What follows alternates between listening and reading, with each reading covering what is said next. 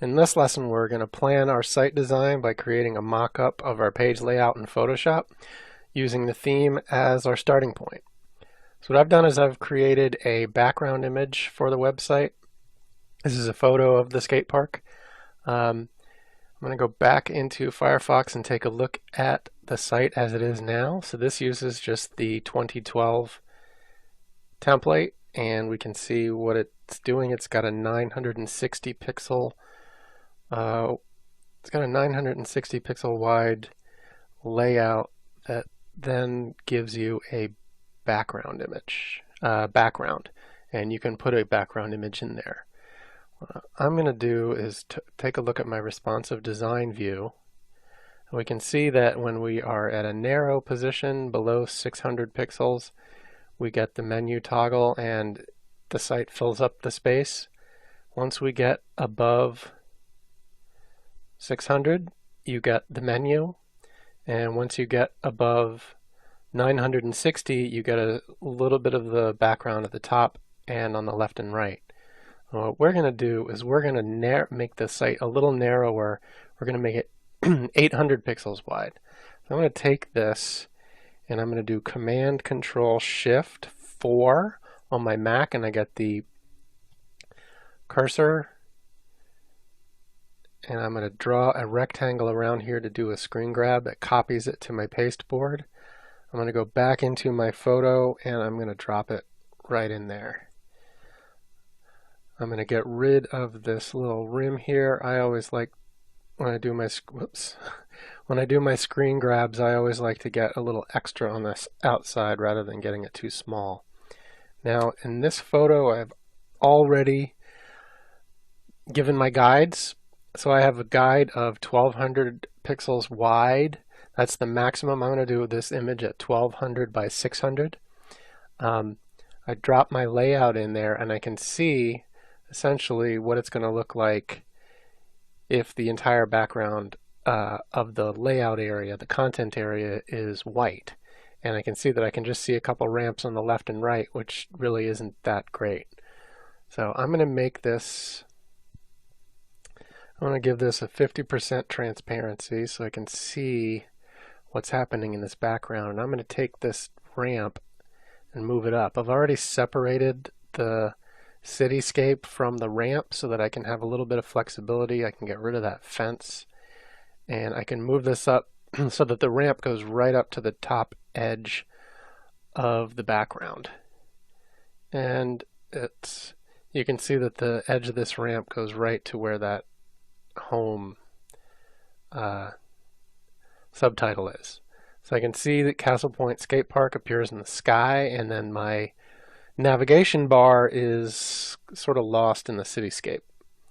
So I'm going to turn that off, and I'm going to show I've already created a header. So this is a new header, so you can see that the difference between what it's going to look like once I put it into the CSS, it's going to appear right on the sky, right, and I'm going to actually center it. Now, what's going to happen to the content area? So this shows me that my content area appears a little bit below here. I'm actually going to draw that as a rectangle. I'm going to grab my rectangle tool. I'm going to give it CC, a little Netscape Navigator gray, and I'm going to draw that rectangle here. And it's so the site content is going to appear just below the edge of the ramp. So the ramp is going to kind of ramp up and down in a nice parabola. Now you can see below the ramp is transparent right now.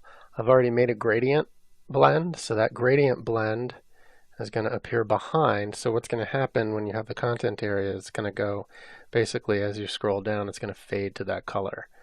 Now I don't need to do anything on the side because I'm going to crop it at 1200 pixels. Let's see, I'm going to do that. I'll do that now. I'm going to turn off the header and I'm going to turn off the content area. I'm going to take my crop tool.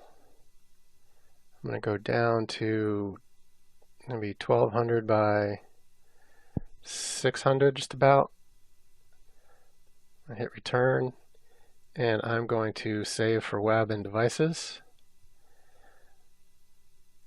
That's my image optimized. I'm going to make it 80 pixel quality and export.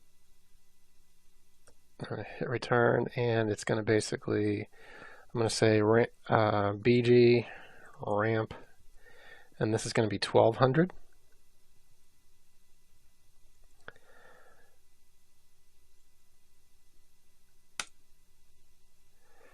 Okay, so for a background image for a smaller size, so we're going to do, it's going to break at 600 pixels. What I'm going to do is I'm going to make this background another version of this background at 800 pixels. That way, that's what it's going to look like when you're not able to see the background on the left and right. So I'm going to take my content area, so this is going to be what it's going to be at 800 pixels wide. I'm going to take my background, I'm going to put that header back in, and you can see that at 800 pixels wide, you're not going to see anything on the left and right. It'll be like this here. So I'm going to take this background, I'm going to copy all of those layers. Actually, let's not do that yet. I'm going to take those layers and I'm going to group them. I'm going to make new group from layers. I'm going to call that BG 1200. And I'm going to take that and I'm going to copy it and I'm going to make BG 800. 800. And now when I look at that, I'm going to select all of those layers. I'm going to do Command T to transform. And I'm going to take this little point indicator and I am going to put it at the top middle so that when I grab my corners, I can keep this Empire State Building spire right at the edge. And if I hold down Option Shift, it is going to change the dimensions of it around that point, around that center point. So I can still get this ramp right on the edge, even for smaller sizes. So what's going to happen is it's going to use this image at any size below 800 pixels, 800 and below, and it's going to use the other image at any size above 800 pixels. I'm going to close that. I'm going to turn off that header. I'll grab my crop tool again, and this is going to be about 800 by 400. So I will save for web and devices. Again, this is 80%, and so this is smaller. And let's see, I'm going to make sure that this is the right name. So 800, save.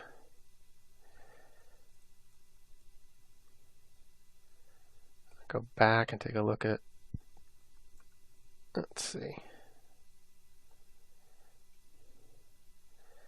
I can take a look at that, what it's going to look like with my content in it.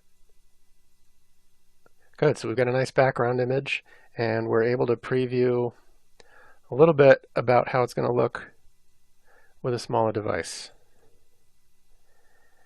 Right here, the header, and there we go. So let's see, what did we do? We looked at the different dimensions for the header for our background image, and we started designing, we started laying things out. Usually I do a little bit of design in Photoshop, but it's always good to do a lot of your design in CSS because of the flexibility that's going to happen when you're using different devices. So in the next lesson, we're going to bring these backgrounds into our style sheet and start setting up our overall look and feel.